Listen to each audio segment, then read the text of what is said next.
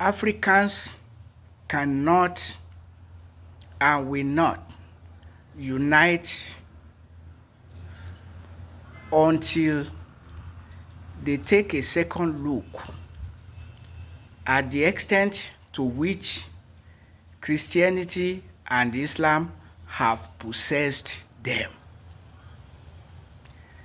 The two religions are divisive and competitive, divided within and without. And that is the nature of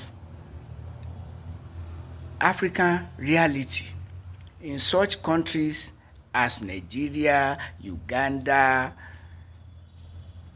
and other places.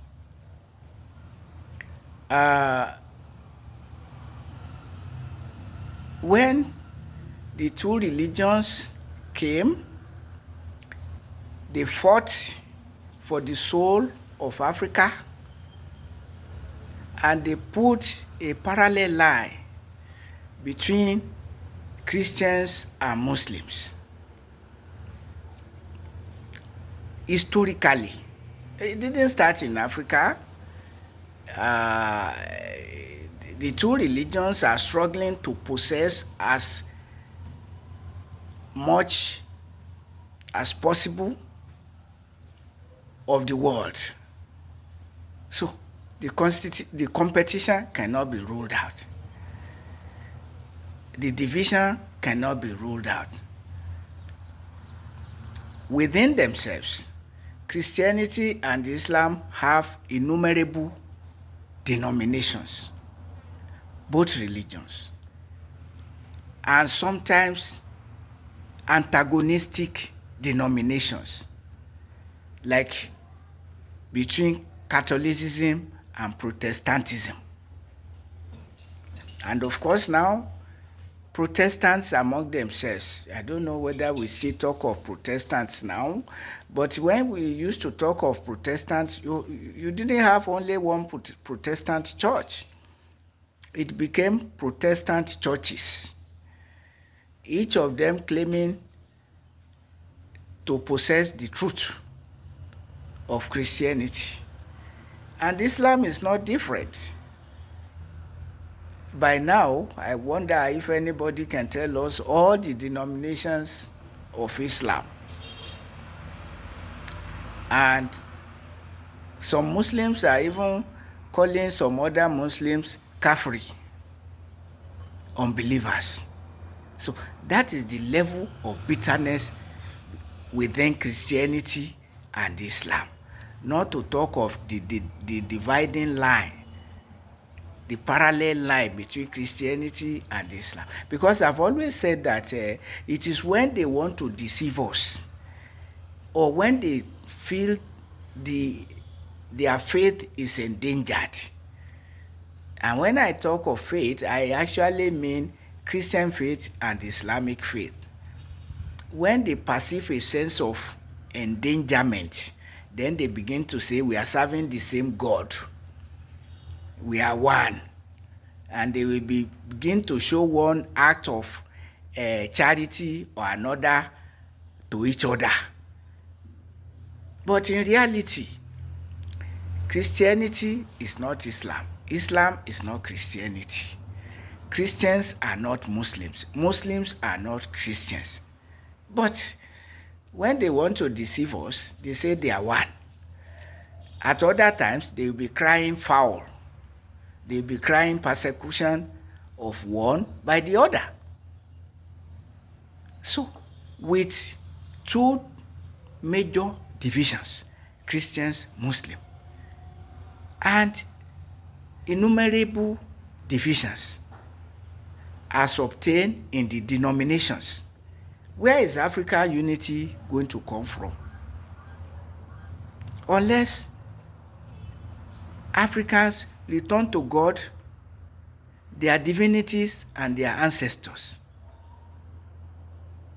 who believe that God is the creator, the omnipotent, the omnipresent, the great spirit that is controlling the world. are not these historical religions that were founded to take possession of humanity, to control it, exploit it, to create earthly kingdoms for themselves. So people are being exploited in the name of God in church and mosque to build house for God. Or is it house of God? So that is the situation of Nigeria. They politicize Christianity, they politicize Islam. And so you have extravagant churches and mosques. While the masses of the people are growing lean, life is miserable, financially and otherwise. And now we are in a situation, the world generally, Nigeria in particular, is the situation of insecurities created by these same people claiming to be people of God. Traditional Africans who regard everybody as a child of God didn't go to this extent. They consider everybody a child of God without discrimination. Without discrimination. That is the greatness of African traditional religion. It's not a religion of every day and every week. It is an annual religion, outside of which you live on praying to God for one another. When you wake, you thank God. When you are going to your work, you ask God to go with you. When you are back, you give thanks to God, praying and wishing one another well. In the name of God.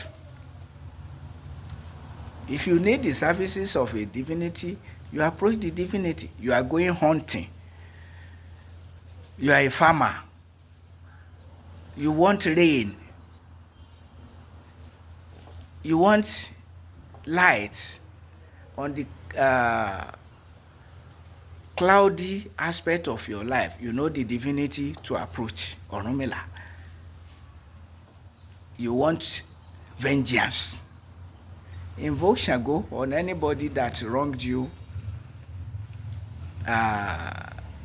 beyond tolerance. So that was our life. But now, these divisive religions are not taking it lying low with dividing and exploiting people. And they are competitive. Since each religion wants to win the whole world to itself, beyond deception. So where is African unity going to come from? In spite of all this unite now, it's time to unite. From where? On what basis? What will be the basis of unity? Only God can be the basis of unity. But people are laying claim to him, different type of knowledge to him. Islamic knowledge, Christian knowledge, they are all claiming to be superior to one another. And they think that if you don't belong to one or the other, you don't belong to God. We must return to God and see God as the father of everybody, as used to be in Africa.